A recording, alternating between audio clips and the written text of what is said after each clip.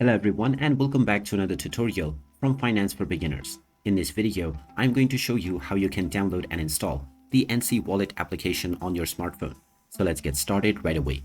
First of all, open up the iOS App Store or the Google Play Store, depending on your device. Once you open it up, you can tap on the search button and now just type in NC Wallet to begin your search. Once you find the application, you can tap on it and you will see the install button. Tap on the install button to begin the download and installation of the NC Wallet app. Just wait until the process is completed and you can tap on the open button, which will then open up the application. Now, if you have an existing account, you can tap on sign in, or you can proceed with creating your new account by tapping on the create account button. So there you have it. That is how easy it is to download and install the NC Wallet application on your smartphone.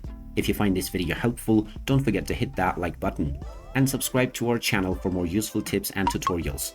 Thanks for watching and I will see you again in the next video.